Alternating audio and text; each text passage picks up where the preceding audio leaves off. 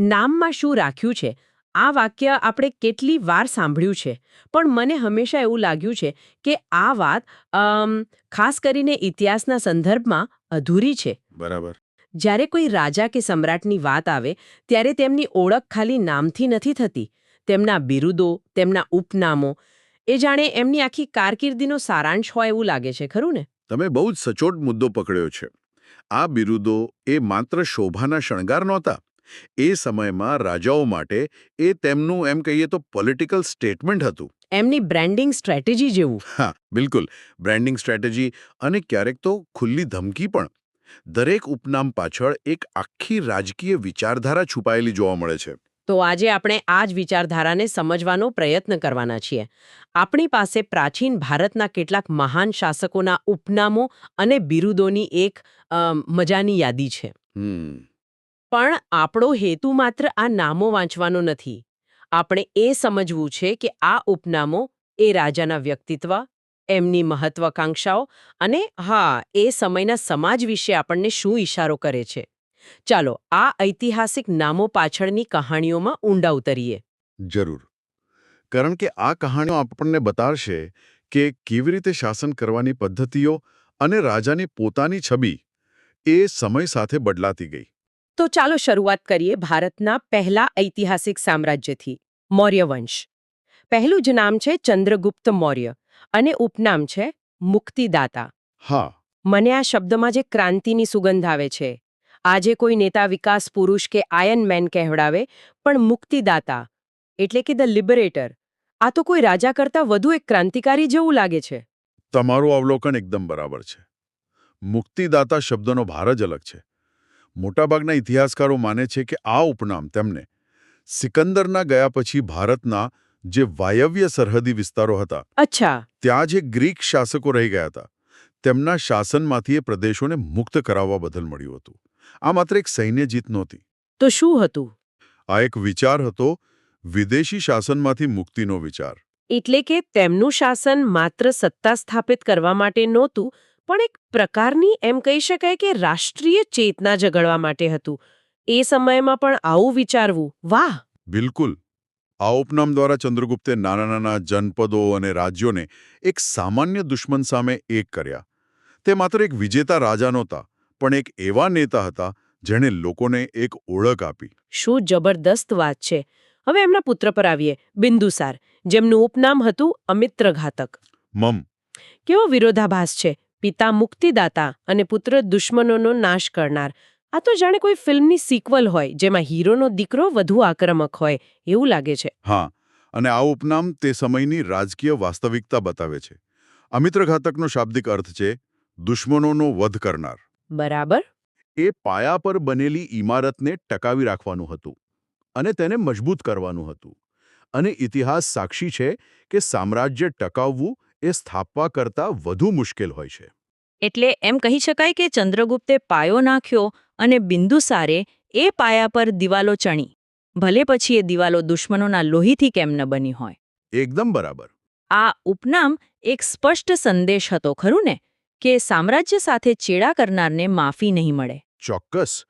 તે પ્રજા અને દુશ્મન રાજ્યો બંને માટે એક ચેતવણી જેવું હતું કે હવે શાસન વધુ કઠોર અને વ્યવહારુ બન્યું છે. આ ઉપનામ એમની સૈન્ય શક્તિ અને વિસ્તરણની નીતિને ખુલ્લેઆમ જાહેર કરતું હતું. અને પછી આવે છે મૌર્ય વંશના સૌથી પ્રખ્યાત અને કદાચ સૌથી જટિલ સમ્રાટ અશોક. હા, અશોક. તેમના ઉપનામો છે દેવનામ પ્રિય, એટલે કે દેવોના પ્રિય, અને પ્રિયદર્શી, એટલે જે જોવામાં પ્રિય લાગે. અહીં તો આખી ગેમ જ પલટાઈ જાય છે. આ એક પેરાડાઇમ શિફ્ટ છે. પિતા દુશ્મનોનો નાશ કરનાર અને પુત્ર દેવોના પ્રિય. આટલો મોટો બદલાવ? અને આ બદલાવ પાછળનું કારણ જગજાહેર છે. કલિંગનું ભયાનક યુદ્ધ. એ યુદ્ધ પછી અશોકનું હૃદય પરિવર્તન થયું અને તેમણે બૌદ્ધ ધર્મ અપનાવ્યો. અમિત્રઘાતક જેવી ઉપાધિ જે હિંસા અને યુદ્ધનું પ્રતીક છે, હા, તેનાથી સાવ વિપરીત આ ઉપનામો કરુણા, શાંતિ અને ધર્મ પર આધારિત શાસનની જાહેરાત કરે છે. પણ મને એક સવાલ થાય છે, શું પ્રજા માટે આ બદલાવ સ્વીકારવો સહેલો હતો? એક દુશ્મનોના નાશ કરનાર રાજાનો પુત્ર અચાનક કરુણાની વાત કરે, એનાથી લોકોના મનમાં શંકા નહીં થઈ હોય કે આ સાચું હૃદય પરિવર્તન છે કે પછી સામ્રાજ્યને સ્થિર રાખવાની કોઈ ચાલ? આ ખૂબ જ મહત્વનો સવાલ છે અને ઇતિહાસકારો આજે પણ તેના પર ચર્ચા કરે છે. મોટાભાગના માને છે કે પરિવર્તન સાચું હતું, પણ એ ભૂલવું ન જોઈએ કે અશોક એક કુશળ રાજનેતા પણ હતા. અચ્છા. તેમણે પોતાના આ નવા ધમ્મ શાસનને લોકો સુધી પહોંચાડવા માટે આખા સામ્રાજ્યમાં શિલાલેખો અને સ્તંભોનું નેટવર્ક ઊભું કર્યું. ઓહ, એટલે એક પ્રકારની પ્રાચીન કાળની પબ્લિક રિલેશન્સ કેમ્પેઇન. બરાબર, એનાથી વધુ સારું વર્ણન ન હોઈ શકે. તેમના શિલાલેખોમાં તેઓ વારંવાર પોતાને દેવનામ પ્રિયદર્શી રાજા તરીકે ઓળખાવે છે. તેઓ પોતાની ઓળખ એક વિજેતા તરીકે ભૂંસીને એક ધાર્મિક અને પિતાતુલ્ય શાસક તરીકે સ્થાપિત કરી રહ્યા હતા. મૌર્ય શાસકોના બિરુદો તો એમના કાર્યો અને ફિલોસોફી પર આધારિત હતા. પણ શું ગુપ્તકાળમાં, જેને આપણે ભારતનો સુવર્ણકાળ કહીએ છીએ, ત્યાં આ બિરુદો વધુ ભવ્ય અને શક્તિ કેન્દ્રિત બન્યા? ચોક્કસપણે ગુપ્તકાળમાં બિરુદો રાજાની વ્યક્તિગત ફિલોસોફી કરતાં વધુ સામ્રાજ્યની શક્તિ અને દૈવી અધિકારનું પ્રદર્શન બની ગયા. અને એનું શ્રેષ્ઠ ઉદાહરણ છે સમુદ્રગુપ્ત. હા, સમુદ્રગુપ્ત, જેમને આપણે શાળામાં ભારતના નેપોલિયન તરીકે ભણ્યા છીએ. સાચું. જો કે એ યાદ રાખવું જરૂરી છે કે આ ઉપાધિ તેમને પ્રાચીન કાળમાં નહીં પણ 20મી સદીના ઇતિહાસકાર વી.એ. સ્મિથે આપી હતી. ઓહ, અચ્છા. પણ આ તુલનાનું કારણ છે સમુદ્રગુપ્તની અસાધારણ સૈન્ય પ્રતિભા. જે રીતે નેપોલિયને યુરોપને ઘૂંટણીએ લાવી દીધું હતું, તે જ રીતે સમુદ્રગુપ્તે આર્યાવર્તના લગભગ તમામ રાજાઓને હરાવ્યા હતા. અને દક્ષિણમાં પણ? હા, અને દક્ષિણના રાજાઓને પોતાના આધીન કરીને એક વિશાળ સામ્રાજ્ય ઊભું કર્યું હતું. તેમની પ્રયાગ પ્રશસ્તિ તેમના વિજયોની એક લાંબી ગાથા છે. પણ શું આ તુલના યોગ્ય છે? નેપોલિયન તો અંતે હારી ગયા હતા, એમને દેશ નિકાલ કરવામાં આવ્યો હતો. શું સમુદ્રગુપ્તની ગાથા પણ એવી જ હતી? તમારો મુદ્દો સાચો છે. આધુનિક તુલનાઓ હંમેશા સંપૂર્ણ નથી હોતી. સમુદ્રગુપ્ત ક્યારેય નેપોલિયનની જેમ હાર્યા નહોતા. એટલે આ ઉપમા માત્ર તેમની સૈન્ય રણનીતિ અને સામ્રાજ્ય વિસ્તારની અતૃપ્ત ભૂખને દર્શાવવા માટે વપરાય છે. સમુદ્રગુપ્ત પછી આવે છે ચંદ્રગુપ્ત બીજો, જેમને આપણે વિક્રમાદિત્ય તરીકે પણ ઓળખીએ છીએ. તેમણે શકારી અને સાહસાંક જેવા બિરુદ ધારણ કર્યા હતા. સાહસાંક એટલે સાહસિક, એ તો સમજાય છે, પણ શકારી? શું તેઓ શિકારના શોખીન હતા? ના, અહીં શકારીનો અર્થ છે શકોનો નાશ કરનાર. શક અરી એટલે કે શકોનો દુશ્મન. ઓહો. તે સમયે પશ્ચિમ ભારતમાં, ખાસ કરીને ગુજરાત અને માળવાના પ્રદેશમાં શકોનું શાસન હતું, જેમને પશ્ચિમી ક્ષત્રપો પણ કહેવાતા. અને આ શક શાસકો ખૂબ શક્તિશાળી હતા. અને તેમનું મહત્વ શું હતું? જુઓ, શક ક્ષત્રપો પશ્ચિમના બંદરો પર નિયંત્રણ ધરાવતા હતા, જ્યાંથી રોમન સામ્રાજ્ય સાથેનો સમૃદ્ધ વેપાર થતો હતો. અચ્છા, એટલે આર્થિક રીતે બહુ મહત્વનું હતું. બહુ જ. ચંદ્રગુપ્ત બીજાએ આ શક ક્ષત્રપોને હરાવીને તેમના શાસનનો અંત આણ્યો.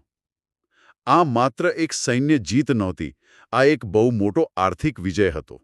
ઓહ, તો શકારી બિરુદ માત્ર એક બડાઈ નથી, પણ એક આર્થિક નિવેદન છે. એમ કહેવા બરાબર છે કે મેં માત્ર દુશ્મનોને જ નથી હરાવ્યા, પણ રાજ્યની તિજોરી પણ છલકાવી દીધી છે. બિલકુલ. આ બિરુદ એક ચોક્કસ અને ઐતિહાસિક વિજયની નિશાની છે, જેણે ગુપ્ત સામ્રાજ્યને તેની સમૃદ્ધિની ચરમસીમાએ પહોંચાડ્યું. અને ગુપ્તવંશમાં આગળ વધીએ તો કુમારગુપ્તનું ઉપનામ હતું મહેન્દ્રાદિત્ય. અહીં આદિત્ય એટલે કે સૂર્ય શબ્દ ફરી આવે છે. હા, ગુપ્તકાળમાં આદિત્ય પ્રત્યેવાળા બિરુદો ખૂબ પ્રચલિત થયા. મહેન્દ્ર એટલે મહાન ઇન્દ્ર, જે દેવોના રાજા છે, અને આદિત્ય એટલે સૂર્ય. એટલે દેવોના રાજા અને સૂર્ય બંને સાથે સરખામણી. હા, તે માત્ર રાજાની શક્તિ જ નહીં, પણ તેમના શાસનના દૈવી અધિકારનો દાવો કરે છે. તો આપણે અહીં એક સ્પષ્ટ ક્રમ જોઈ શકીએ છીએ.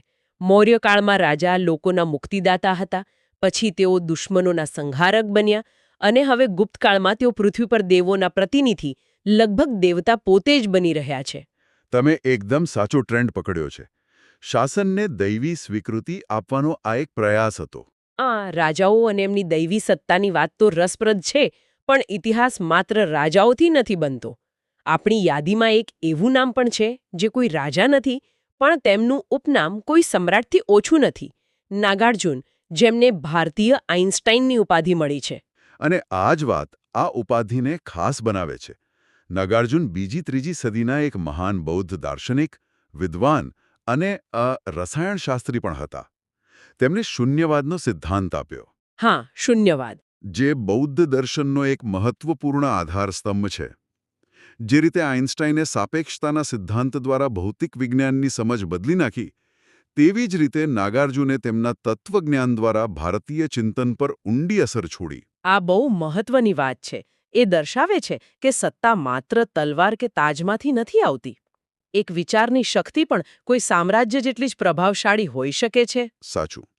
આ આધુનિક ઉપાધિ એ વાતનો પુરાવો છે કે પ્રાચીન ભારતમાં માત્ર યોદ્ધાઓ જ નહીં, પણ વિદ્વાનો અને વિચારકો પણ સમાજમાં કેટલું ઉચ્ચ સ્થાન ધરાવતા હતા. ચાલો હવે શાસકો પર પાછા ફરીએ, પણ થોડા પ્રાદેશિક સ્તરે. ગુપ્ત સામ્રાજ્યના પતન પછી ગુજરાતમાં મૈત્રક વંશનું શાસન આવ્યું. શું આ ભવ્ય બિરુદોની પરંપરા ત્યાં પણ ચાલુ રહી? હા, બિલકુલ. મૈત્રક શાસકોએ પણ ગુપ્ત શાસકોની જેમ જ ભવ્ય બિરુદો ધારણ કર્યા. ઉદાહરણ તરીકે શિલાદિત્ય પહેલા અને ધર્મરાજે ધર્માજિત્યનું બિરુદ ધારણ કર્યું હતું. ધર્મનો સૂર્ય. આ બિરુદ સૂચવે છે કે તેઓ પોતાને માત્ર શાસક જ નહીં, પણ ન્યાય અને ધર્મના રક્ષક તરીકે જોતા હતા. બરાબર. શાસનનો આધાર તલવાર નહીં, પણ નૈતિકતા હોવી જોઈએ, એવો સંદેશ આ બિરુદ આપે છે. અને એ જ વંશના બીજા રાજા ધ્રુવસેન બીજાનું ઉપનામ હતું બાલાદિત્ય. બાલ એટલે યુવાન, અને આદિત્ય એટલે સૂર્ય. ઉગતો સૂર્ય.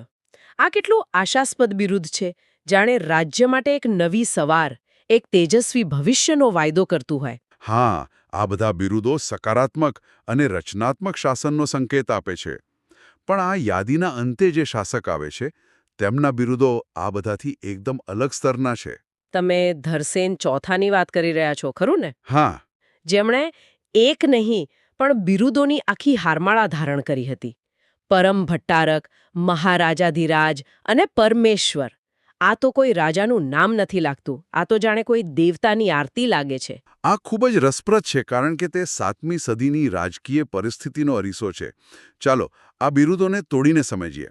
પરમ ભટ્ટારક એટલે સર્વોચ્ચ શાસક. બરાબર. મહારાજાધિરાજ એટલે રાજાઓના પણ રાજા, એટલે કે સમ્રાટ. અને પરમેશ્વર. એક મિનિટ. પરમેશ્વર એટલે કે હવે રાજા માત્ર દેવોના પ્રિય નથી કે દેવો જેવા નથી, પણ પોતે જ ઈશ્વર હોવાનો દાવો કરી રહ્યા છે. આ તો અહંકારની ચરમસીમા નથી? તે અહંકાર તો છે જ, પણ તેની પાછળ એક ઠોસ રાજકીય કારણ પણ છે. ગુપ્ત સામ્રાજ્યના વિઘટન પછી ભારતમાં એક રાજકીય શૂન્યાવકાશ સર્જાયો હતો. અચ્છા.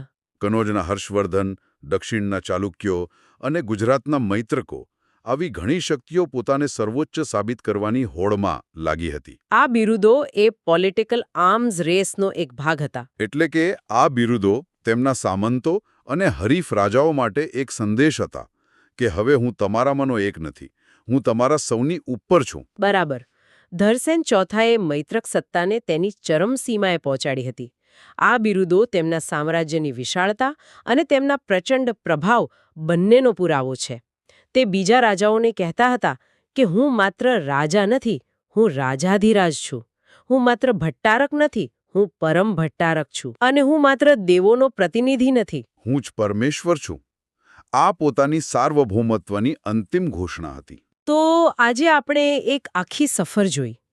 મુક્તિદાતા જેવા જમીન સાથે જોડાયેલા કાર્ય આધારિત ઉપનામથી શરૂ કરીને અમિત્ર ઘાતક જેવા શક્તિ પ્રદર્શક બિરુદ સુધી, અને ત્યાંથી મહારાજાધિરાજ પરમેશ્વર જેવા દૈવી અને લગભગ બ્રહ્માંડીય દાવાઓ સુધી.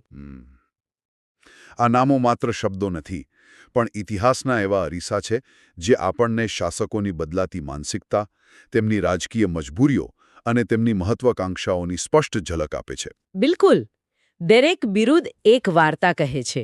તે રાજાના વ્યક્તિત્વ, તેની રાજનીતિ અને તેના યુગની ઓળખ છે. અને એક અંતિમ વિચાર જે સાંભળનાર માટે છોડી શકાય છે તે એ છે કે આજે આપણે આપણા નેતાઓ, કલાકારો, વૈજ્ઞાનિકો કે પ્રભાવશાળી વ્યક્તિઓને કયા ઉપનામો કે બિરુદો આપીએ છીએ? હા, રસપ્રદ સવાલ છે. કોઈને આપણે સરદાર કહીએ છીએ, કોઈને કિંગ ખાન, તો કોઈને મિસાઇલ મેન. સેંકડો વર્ષો પછી જ્યારે ભવિષ્યના ઇતિહાસકારો આજના આ ઉપનામોનો અભ્યાસ કરશે, ત્યારે તેઓ આપણા આજના સમાજ આપણા મૂલ્યો